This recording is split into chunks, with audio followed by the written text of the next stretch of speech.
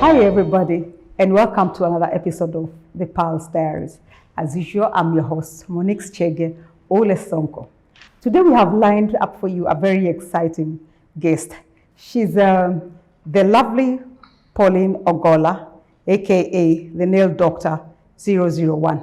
Thank you very much and welcome. Karibu sana Pauline. Thank you very much. How are you? I'm fine. How have you been? I'm good. Karibu Pulse Diaries. Indo basi Pulse Diaries. Asante sana. I'm happy to be here. Please introduce yourself, Pauline.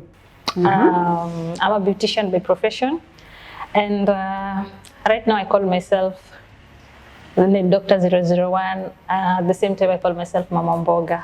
So how did you get the name Nail Doctor 001? Actually, I went to college for hair and beauty. I did hair, but when I started working, I found myself loving beauty more than hair. Tell us how about you, how you grew up, where you came from, because ukutokelezea tu ukaanguka Mombasa. We all know. Hebu tuambie. I'm born and raised in Kisumu. My family resides from there.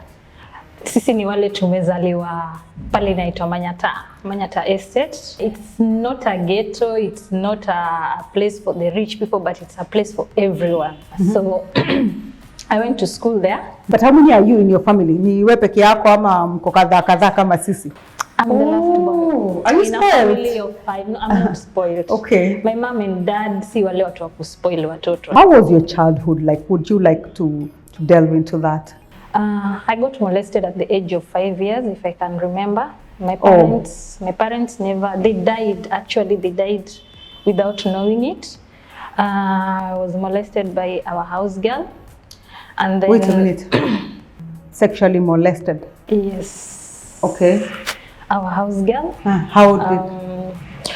Unajua ile wakati mzazi unatoka, unaacha mtoto. Now me being the last born, wale wametoka, mimi nimebaki.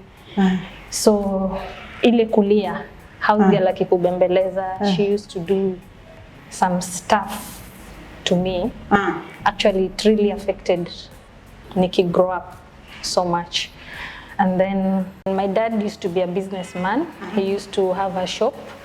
He used to sell suits, men's suits. So there's this guy he used to send me, ananipatia nguo, unapeleka kwa dobi.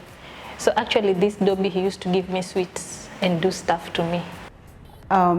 Si wakiwa pamoja? No. Maybe I thought it was the right thing. So I grew up knowing that it is okay. Did you tell anyone?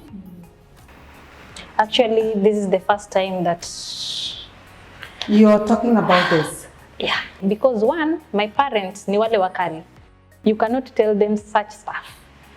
Yes. Pauline, tell me, is it that you were very much afraid of your parents, or at that point you didn't think it was the right thing to do to report, or it had grown, you grew accustomed to that and it seemed like an okay thing they were doing to you? What I'll say, growing up, I never had a relationship with my dad or my mom. Because one, mamangu alikuwa mkali. My dad was a soft one.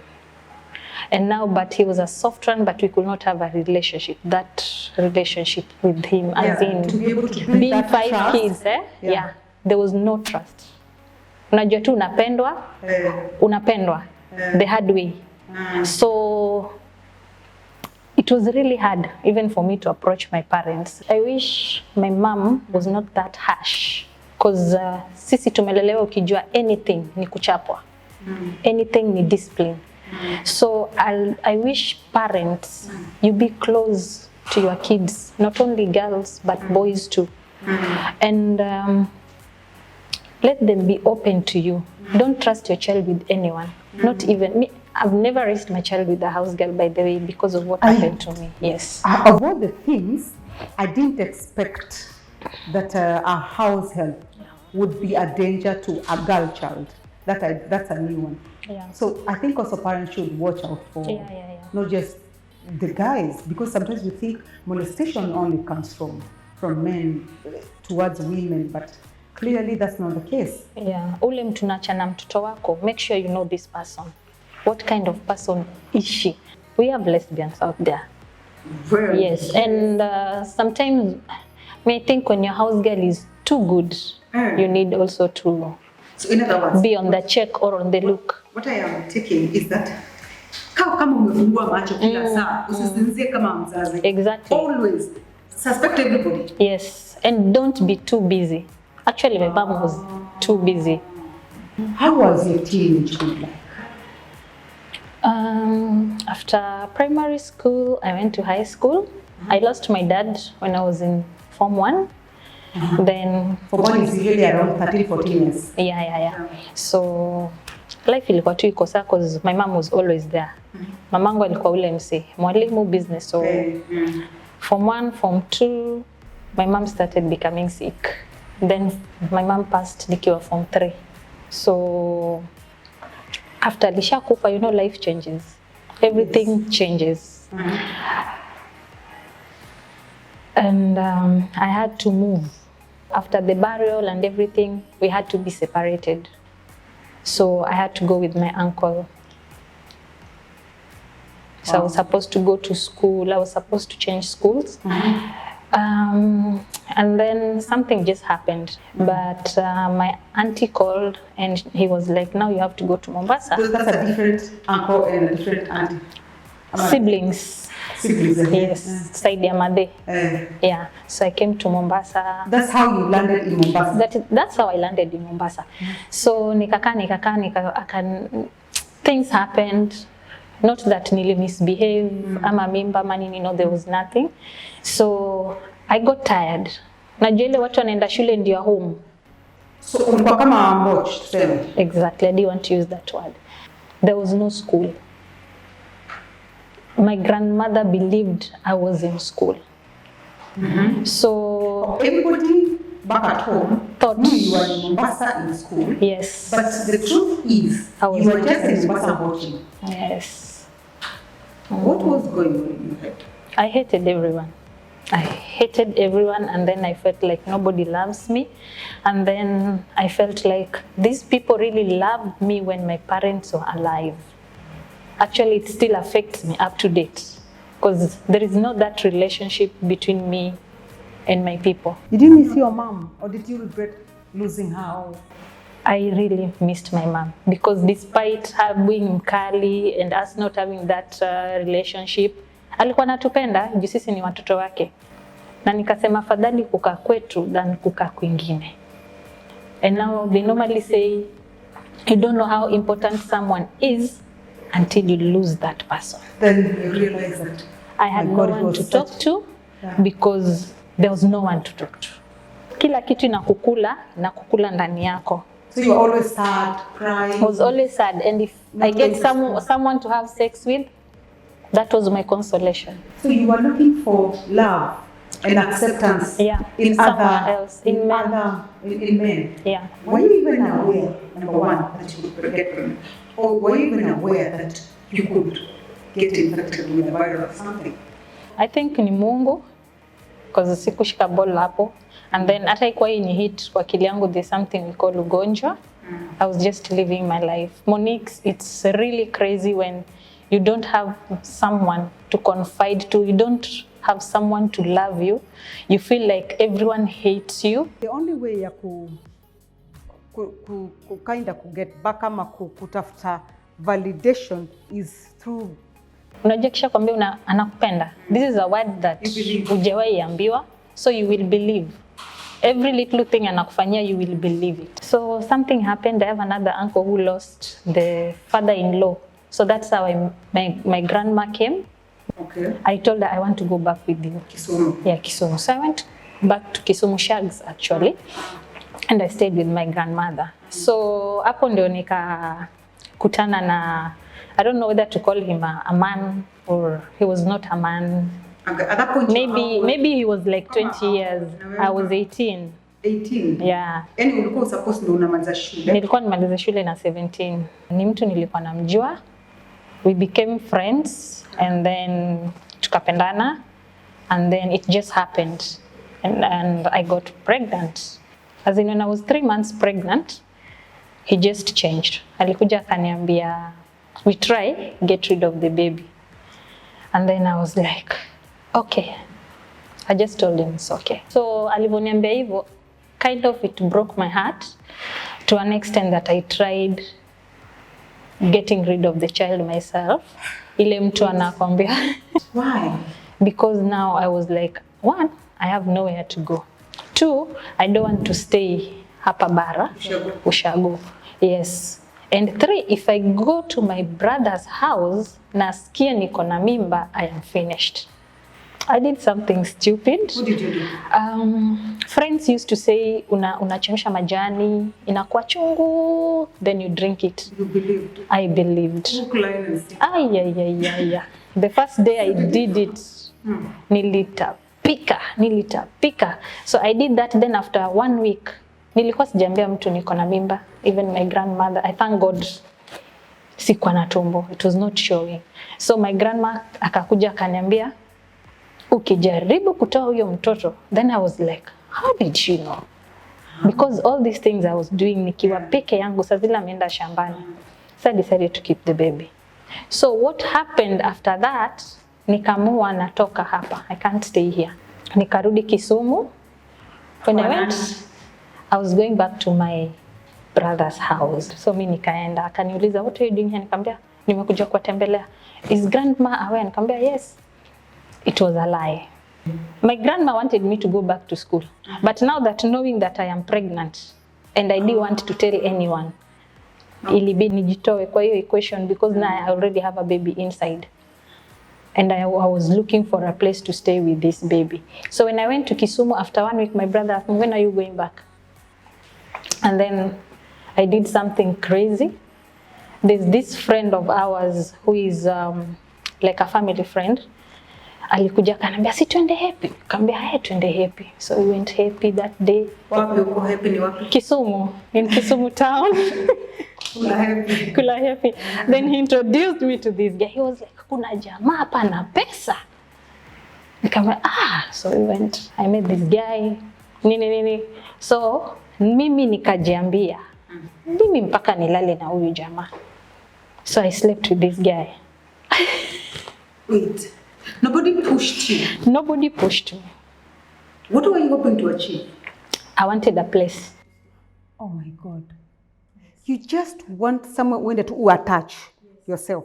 So ukona this guy, because he's loaded, you can make a good attachment. So you slept with I slept with him. After 1 week, I told him I'm pregnant. Wow.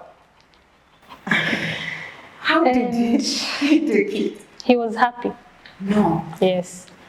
Believe what I didn't know about this guy was he was a thief. So I stayed with him for like 2 weeks. At some point, my brother got worried, and I remember him asking me where naishi.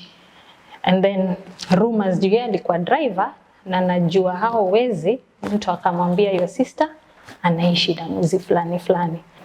So mimi Pauline, I'm staying with this guy. One, I am worried. I'm 3 months pregnant. The guy thinks I'm 2 weeks pregnant. Because number one, I didn't have a baby. I thank God. Mimba ilikuwa hapa. Yeah. So nothing showed completely. But you knew with time itashikwa. I knew with time itashikwa. So I stayed with this guy. After I think 1 month, nikajua ni mwizi. So one day he came home, amepigwa. And then akaniambia, today nataka nikwambie nimefanya kazi gani. Akaniambia mimi ni pickpocket. Not pickpocket wa hivi. You know pickpocket when they can steal like 100k, 50,000. Si pesa ndogo. Si pickpocket wa market. Si pickpocket. Yaani amebobea. Yeah. So one, nilikuwa nivumilie hiyo maisha. Nizae mtoto. Akuwe because I have nowhere to go. Sina kazi. Sijamaliza shule. So my life is just there. I never used to go to clinic because one, watanipima HIV. Two, nitaandikiwa siku za mtoto kwa kadi. And the guy will definitely know the child is not his. What did you do? Labor came. I went to my sisters, my elder sister. This mother-in-law alikuwa kizalisha watu. So that woman helped me a lot. Na nilizaa kwake before nipeleke hospitali. So I gave birth nini and I convinced the guy kwamba nimezaa before my due date. Because I had to. And I don't know, sometimes hizi vitu fanyika mbaya, but God ni kama wanted it to happen. Because huyu jamaa kama nikujua, angejua huyu mtoto si wake. Yeah. Nilikuja kwake kama niko 3 months, hata ukianza kuhesabu. Yeah. Ningezaa premature baby. Yes. But it never hit him. I'm supposed to give birth to a premature baby kulingana na ile time. Na kwa supposed to na wewe kidogo at least. Osi. So somehow nilicheza na mind yake. Make sure nimecheza na mind yake. Kumbuka bado ni mwizi. What I liked about him is alipenda mtoto wangu kama wake. Despite him not knowing huyu mtoto si wake. Na hakujua mpaka ile siku tulikuja kuachana na yeye. How was life with the guy who sikuita mwizi, but that was reality, your reality then. How was life? After giving birth, I never liked him. But since I didn't have a place to go, I was supposed to stay with him. Because one, every day nilikuwa nakaa nikijiuliza huyu mtoto wangu atakuwa kiitwa mtoto wa mwizi. Ama atakuwa anaitwa nani? So these things zikaanza exactly zikaanza kunikula pole pole. So I stayed with him for almost a year after giving birth. Then ile kitu ilinipush nikatoka. There is this day my girl was 11 months old, because I remember alikuwa anatembea. So that day the guy didn't show up at home, and then I was worried. Of course. Yes, I was worried. I was like, huyu jamaa kwani leo nini imehappen? Kwanza huyu ni mwizi. Yeah, akitoka ujui kama atarudi. Mabeshte wake hawajaniambia kitu and it's late. So this particular day akitoka home alikuwa ameenda kotini. Alikuwa na case in Ahero. So coming back akapata lift. According to his story, which was true. Akapata lift kuna mabeshte wezi wenzao. So hawa wezi huwa wako in category. Kuna wezi wa magari, kuna wezi wa bunduki, kuna pickpockets, kuna hao wengine. So hawa waliombeba ni wale wezi wa bunduki. Okay, master. Yeah, master. So I think someone tipped police about this car. Then wakaanza kufuatwa na polisi.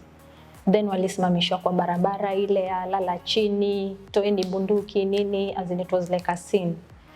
Ndio wakashikwa wakapelekwa police station Kisumu. So yeye ameshikwa katika saga ambayo haikuwa yake.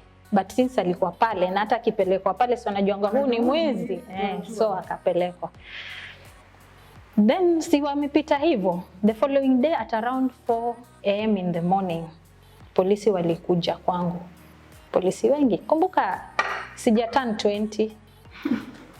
Keep that in mind. Sija turn 20. Polisi wakakuja kwangu. Wakanok, wakaingia, wakaniambia mama, toa bunduki. I was carrying my child. So, sielewi, because I've never seen this guy with a gun. Hajawahi kuja nayo. Nikamwambia mama, toa bunduki, wakatana nyumba upside down, wakarusha vitu, wakarusha. They didn't find anything. Ndio nikapata chance ya kuongea naye because yeye hakushukishwa kwa hiyo Land Cruiser. Nikamuuliza tu uko wapi? Nikamwambia niko Central. Nikamwambia sawa. And then police walivokosa what they were looking for, wakatoka wakaenda. Yes. Thank God, I think tu ni sababu ya huyu mtoto. Wakaenda. So the following day I was like, this guy has really helped me. Siwezi mwacha katika hii saga kondani. But I was like, I want to help him and move on. Nikaenda kumwona Central, tukaongea. Then the OCS called me that day. And huyo ndo mtu aliniongelesha kama mzazi wangu. He called me kwa ofisi yake, nikaenda. Akaniuliza, huyu kijana si mara ya kwanza kuletwa hapa? Nikamwambia yes. Na huyu kijana ni mwizi? Nikamwambia ni mwizi, lakini si mwizi wa bunduki. Because I just wanted him out. Akaniambia lakini wale watu walipatikana nao ni wezi wa bunduki. Nikamwambia sasa utanisaidia aje? Akaniambia umekuja hapa mara ngapi kutoa huyu kijana? Aliniambia take a good look at yourself. wewe ni mrembo sana. Unafanya nini na huyu mwizi? This guy will kill you before your time. Ona vile uko na mtoto mrembo.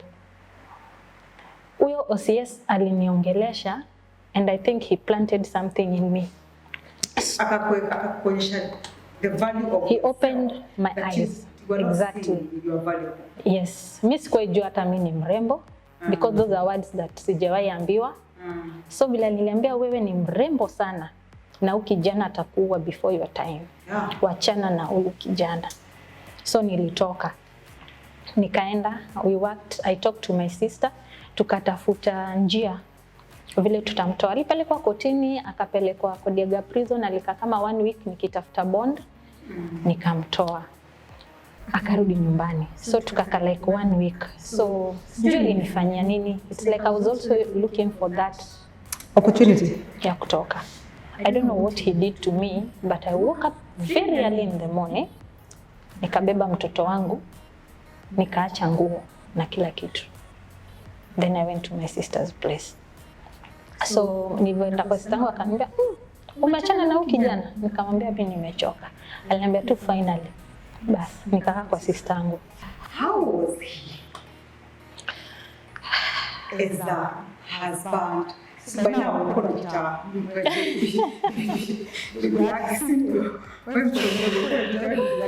yeah. Okay, he was not violent, by the way. Could do anything for this child. In other words, apart from easy, he was a good man. Yeah, he was a good man. He was a good man. By the way, wezi wako loyal. Loyal. Wezi wako loyal. He was not abusive. The only thing I didn't like about him is his drinking. So ile siku hana pesa unapata amekunywa. Akikuja akiwa anataka kuleta vita talala. So he never abused me in any way. Kabisa. Haya, ukatoka kwenda kwa sister ukakuwa hoka. Nikakuwa hoka. Hapo ndio umehoka. Hoka yako imetoka Kisumu. So hapo stage he used to follow us. Alikuwa anakuja. He allowed you to go just like that? Yeah, he allowed me to go just like that. Alikuwa anaogopa brother yangu, by the way. Brother alikuwa ni mdevi. Brother yangu alikuwa anaitwa Nameless. So alikuwa anamuogopa sana. So hakunifuata, hakunisumbua. Tukauza mayai na mtoto hapo stage. Alikuwa anakuja acheze na mtoto. Aniambie si urudi, namwambia hapana. Nilikuwa nisha make up mind yangu sirudi. But I'm amazed at that level, I think you are still very mature. Kwa sababu hata kupanga hii njaro ati ndio ujifanye umejibizana ili utoke ushapa. Hata hiyo kupanga kuwekelea mtu ball, you must have been very smart still, I think. Maybe. So mkaendelea kuhook. Tukaendelea kuhook like 3 months. Then my grandma kaniambia niende nimuone. So nikaenda, nikajaribu kama nitaona the father, now the real father, the guy boy. Sikuwahi muona. So we never met. So I stayed there. Then my aunt took me back. My aunt was supposed to take me to school. She took me back. Nikarudi Mombasa. Huyo auntie.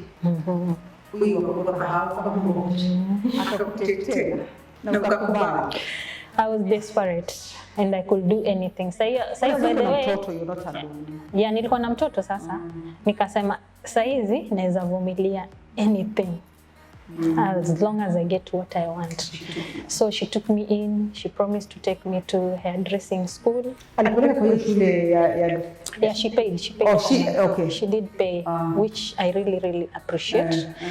Nikasoma, nilisoma kwa bidii, nilipita sana. I thank God. I was a smart girl. The fact that I didn't get the opportunity. Hata ndio umeongea huko mbele. Wewe si ng'ombe. Kwa sababu huko all those things you could not have done if you are an idiot. I was a very smart girl. Yes, so nikafanya hairdressing, nikakaka, then I still felt like sipendwi hapa. So nikama I felt like she paid for my fee and she wanted me to pay it in another way. Nikamaliza college, nikaanza attachment.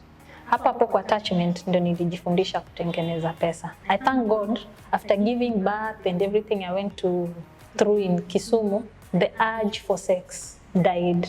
Okay. Yeah, so my focus was on the child. Okay. Yeah. Yeah. Now, of course, because you have another human being to look out for, therefore you can't be promiscuous. Yeah, and nilikuwa naangalia ule mtoto na nikikumbuka mali nimetoka, one, I was scared of death. So I used to tell God, I don't want to die because if I die, mtoto wangu atateseka kama mimi. So I worked hard. Then one day nikaambia to my aunt, I want to go back to Kisumu. Of course she was not happy. Ilifanya hata tukakosana vibaya. Lakini alikuwa anaishi na wewe na mtoto wangu, yeah. Okay. So I left. My plan was take Ashley to Kisumu and come back to start life afresh. Yes. I went straight to Likoni, nikaanza maisha. I remember I was staying in a 600 house. Nilikuwa nafanya kazi wapi? Style Point. Then I left Style Point. I went to Castle Hotel. All this time you were doing nails? Yeah, I was doing hair. By then I was doing hair and I hated it with passion. Ah, okay. I used to braid. Oh, you can do that? Yes, but I didn't like it. All my clients, I used to tell them, usiambie mtu nimekusonga. Oh, really? Can you imagine? How can you do that? That's not advertising. I was telling them, please. Nakumbuka mwingine aliambia I want to do dreads. Nikamwambia, please do dreads. What? Yes, I didn't like hairdressing. So my passion was in beauty. I really loved beauty. Kutengeza miguu, kutengeza kucha. I didn't know how to do this extension. So I just used to apply. Nikafanya kazi Castle Hotel. There used to be a salon there. Tukanyanyaswa for like 1 year, 2 years. Then I left. I went to Studio 73.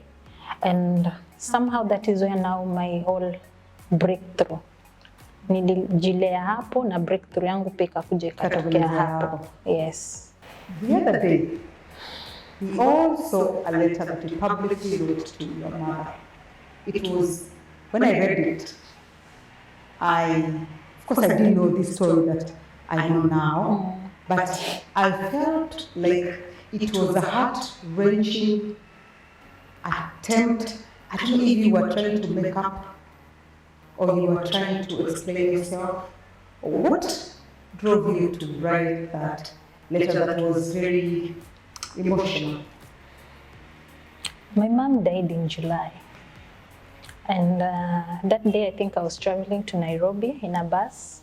And then all these memories of her, how she died, and like my mom loved me being the last born, and I took after her, and she wanted me to be like her. I was smart in school, so she wanted me, yani alikuwa nataka nisome zaidi. I think she wanted the best for me. Yeah. So that day I was like, I disappointed this woman.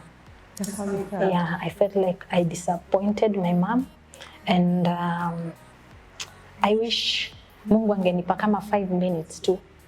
I just talked to her, as in everything we've shared here, I wish I could share with her at some moment. Yani najua angenielewa. Cause I think hata yeye penye yuko akiangalia chini, the way I was treated with people that were so close to her, hata yeye yani hajafurahia kabisa. I think so. So I felt like I should just tell my mom something. This thing has been killing me, and I knew hata nikishare na my siblings, they will not understand me because they don't know my pain. They don't even know where my pain is coming from. I've never shared all these things with any of my siblings. I think even wakiwatch it will be their first time, and they will know my journey. I didn't expect things to turn venye ziliturn when my mom passed. Actually, I thought that maybe the love that was there when we were grieving, unaona kabla mtu azikwe matanga, I thought that love will stay with us. Exactly. But you know, that died as soon as she died. Exactly. The moment alizikwa, that's it. So somehow huwa na feel ni kama alituacha mapema, but being in Christ like right now, huwa naona whatever God did, he did it for the best. Maybe singekuwa venye niko sahi, depending with my past. Maybe hata ningekuwa nishakufa. Maybe, I don't know. For you to say that, you have reached a point where you have internalized it, accepted it, and seen that it came for the best. Yeah. But you still needed to tell your mom Exactly. that the things you told her On the letter. I really needed to address. I really needed to write it out. Yeah. Unajua, there are things you tell yourself. Yeah. But the fact that iandika ama hujaambia mtu haiwezi toka. The moment you let it out, inatoka kabisa. The lesson I learned is those people who were so close to my mom, some of them, wale watu mamangu hosted them, they were always in our house and everything. Actually, they turned their back. So I used to think as in tutapendwa venye wanapenda watoto wao. That was not there. Right now my advice is mali nimekuwa mpaka sahi. If you can't take care of an orphan child, please mwache basi aishi kwa street. Really? Do not mistreat. Yes, I can actually say that. Do not stay with someone you know you cannot take care of them. Do not pretend as in like you will love them. Unajua ile time ya matanga, the fake things that watu huweka. Please don't. I've seen people suffered. So wale mtu akose roof over their head, mwache. Kama utatesa huyo mtoto, mwache. Usiishi na yeye. Number 2, another lesson I've learned now that I have grown. Yes, one day, God willing, nitaoleka. You know, all these things was zinakuja kwa mind yangu. Nitapeleka mahari yangu wapi? We were never loved. So, hakuna mtu naweza share na yeye the things that God has blessed you with because they were never there. As in, if you can love these children, watoto hawatakuwa wadogo for the rest of their lives. They're growing up. Na watakusaidia in the near future. Unaelewa? So if you take them as your own, it is a blessing. You just don't know the blessing that you are planting in your life by taking care of an orphan child. But if you can't take care of an orphan child, wachana na yeye. If you can't love them as your own, wachana na yeye. Because you don't know the damage you are causing in these children's life, and they will grow with it. Yes. Venye mimi nimegrow nayo. Actually, I'm still learning to let some things go, to forgive watu. I'm still learning that. And I really need the grace of God. To be able to do that. To be able to forgive kila mtu, both my father's side and my mother's side. In your letter, Pauline, you also talked about depression. You addressed your mom as you went through depression. How was that? How did you go about getting out of the depression? How was it? I was depressed, and as earlier said, hiyo depression yangu ilinipeleka kwa just having an affair. As long as you can get a man mwenye atakwambia nakupenda and shows you love. Maybe I used to think sex is like everything. Yes.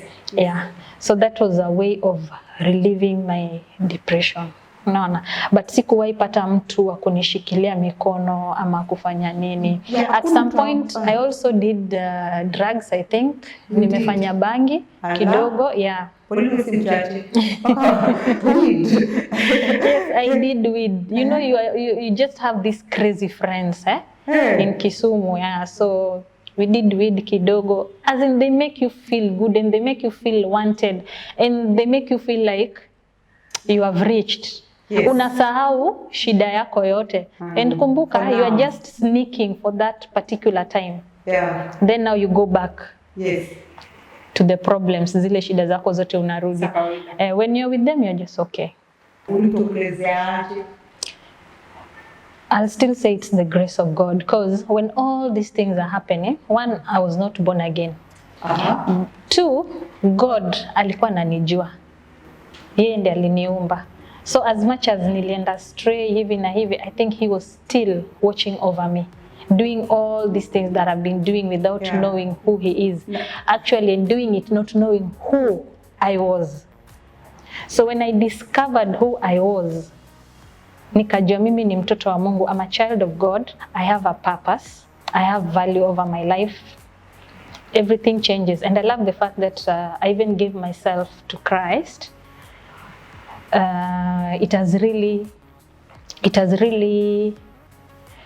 helped me a lot. Nime grow spiritually and in every area of my life, just holding on to Christ. At what point did you now come from kuvuta bangi or kuja college, and then you reached a point where you even decided for it? At what point did you give your life to Christ, and or rather chose now to be positive about your life and take matters in your own hands? Because many times you blame the other person, you can blame your parents, you can blame your aunt who watched you, you can blame the person who did it. But at the end of the day, for you to be able to see the light, you have at some point to sit still and choose now to look inwards for you. How do you get there? Bangi I voted in Kisumu. So when I came here college, kidogo si sana, kidogo tu. So when I came back here, nikaanza maisha after college, nimeregesha Ashley Kisumu, nikakuja kwanza. How long was she there? 1 year. Were you worried that she might have to go through what you went through? I think I trusted my sister with her, and then I didn't have a choice because I wanted to have a place. Mali nikishaka najua my child will be okay. Yeah. So I trusted my sister with her, so I just took her there. Nilimwambia nikale tu na mtoto for 1 year peke yake. I will come. And that is exactly what she did. Because I remember nikienda kumchukua, she didn't even want me. Yeah, she was even calling me by my nickname. How did you come to that point of wanting change, desiring change? Because for you to acquire something, you have to desire it, want it, for it to come and become manifest in life. How did you get there? Studio 73, it's like ilinifungua. Because hapo ndo nili get to interact with so many people, and I learned a lot. My boss was the best, by the way. Alinishika mikono sana. We've been through a lot with her. So alinisaidia kugrow. Yeye uniita mtoto wake. So she helped me to grow. And I really appreciate her. So naonga ule mtu anakukumbusha why you are here, why you are doing what you are doing, and that you have a child. Alinipatianga ile moral. Yes. She could remind you. Exactly. She could remind that Pauline. Yes. Focus on your goal. Na ile kitu ilikuwa ina ring kwa mind yangu most. Sitaki mtoto wangu apitie what I went through. Actually, that is the prayer I used to even pray to God. Yeah. Sikuwa najua kuomba, but ile kitu nilikuwa naombeanga tu Mungu, sitaki mtoto wangu apitie the same kind of life nimepitia. Did you find a church? Ati yeye ukaanza kuforgive. Watu walikuwa wanaitwa nini? Wale walisuluhu Yesu. Those was watesi wako. I've been a church goer. Mimi huendanga church. Unajua all these things are happening, but mimi huenda church because tumelelewa kwa ile family tulikuwa tuenda church. And actually it has really helped me in my walk with him. I've been able to let people go. I've been able to forgive as much as I can. And I'm very grateful for that. I'm not where I want to be. Spiritually, financially, even emotionally, but I thank God where I am right now. Manake kama si yeye, maybe life yangu haingeturn kuwa hivi. Yes. How did you get this acumen? Consider kumaliza shule, ukwenda business school, ujafanya marketing. I love reading, by the way. I Google a lot. Easy my finances, I research them too a lot. Seminars, I attend a lot. Alafu COVID ikakam. Then COVID came. Nika kwa mama mboga. It has not been an easy journey. And just like people say, when you're walking with God, one God will lead you. Yes, of course. Usisikize sauti za watu. We have a choice at the end of the day. We have 4 voices. Your voice, people's voices, voice ya shetani, na voice ya Mungu. Choose. Buying groceries and selling to people. It was not my idea. It was God's idea. So I jumped to God's idea. Nikaenda social social media. bringing you whatever you want at home. Oh yes. And I'm still doing it up to now. Yeah. I'm not stopping. I have big plans over wave supplies that singetaka kwacha zirudi. So sahi ndo nimeanza kupost. I even have a page called Wave Supplies on social media. Yeah. You just give us your list of your groceries, cereals, and then we deliver at your doorstep. And how has the business been? Wave supply. So far I thank God. Yeah. I thank God because amenipatia wale watu. Kuna wale watu wenye najua is team Wave. They will always give you their list after 1 week or after every 2 weeks. I supply their cereals and their groceries. Though I'm still praying for more. I'm still asking for more. Kama we si mtu wa kwenda soko, sahi ni time ya mvua. We can help you. Usijistress kwenda sokoni with the COVID thing still going on. Stay home, relax. Yes, trust me with your groceries and your cereals, anything you need, fruits, I will deliver free of charge. And njugu karanga, by the way. Delicious njugu karanga. Yes, njugu karanga, crushed ginger. It's all about vitu za soko. Anything you need. And also, it's interesting that you have introduced your daughter to the business. Now that they're not at school. Actually, is a very interesting child. I love her so much, and she knows it. Ajua nakujanga nyumbani anamwambia, "Mom, unajua mimi ndio counselor huko shuleni sijui nini." So I always want the best for her. Na nataka akirudi shule, whatever anaona nafanya, ndio aenda fundishe wale watoto wengine, because now she is a leader too in her school. And then now just kumwacha kukaa kwa nyumba with all this period and everything on kila kitu na go around about teenagers, I wanted to keep her busy.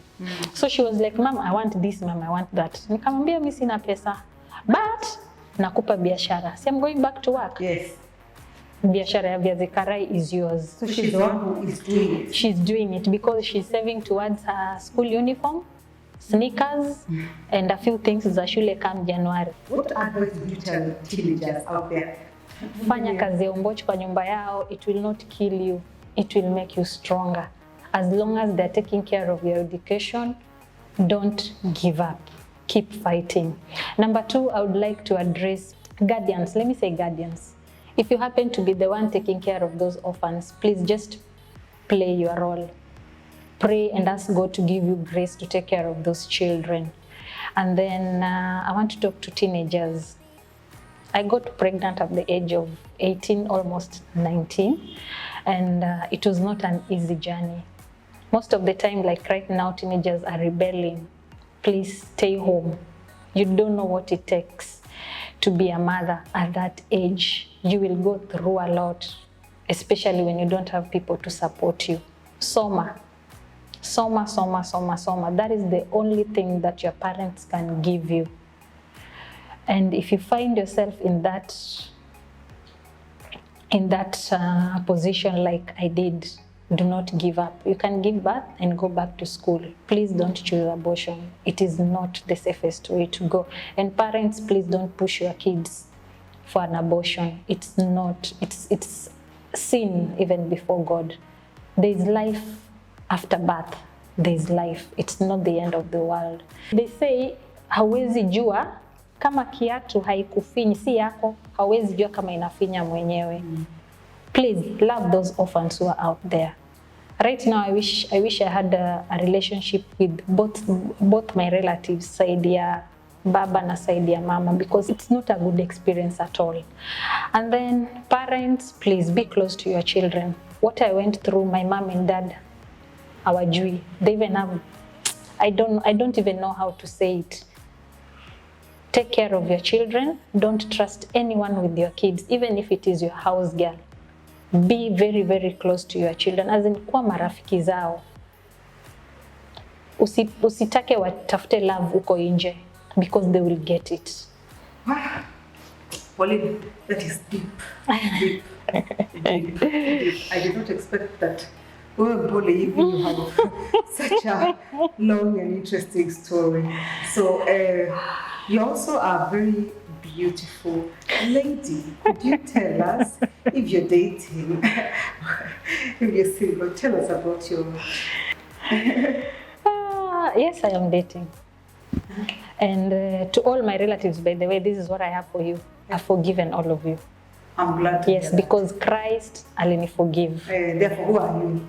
Not forgive. Niliwa forgive. That's amazing. Yes. I can't walk with that baggage anymore. I know, it's a lot of yes, baggage, eh? yes. This is a Come different. November? Sana. I need to start a new season. Yeah. Yeah. So from today, I think I'm beginning a new season. Wow. Oh yes. And thank you, Monique, for bringing me here, because it's like a therapy. It's like I'm letting everything go.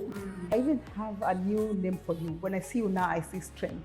Because I can't imagine having to go through what you went through and you did not allow it to kill you. And even to the extent that you have taken the time to forgive and the time to know yourself. Because if you don't know yourself, then you cannot even bring yourself to a place of forgiving another person, or even recognizing that you need to forgive another person. Therefore, thank you very much for not giving up. Because if you gave up, you wouldn't have this wonderful story. Yeah. And thank you for what you do for everyone in Mombasa here too. You do our nails, and thank you so much just for being you and for gracing us here. Thank you. Thank too. you. Thank you too. You're watching the Pulse Diaries, where we have in-depth conversations, stories in triumph, and we celebrate wins. Are you in Mombasa and you have a story that you can share with us and inspire us? Call us on the number below. Thank you.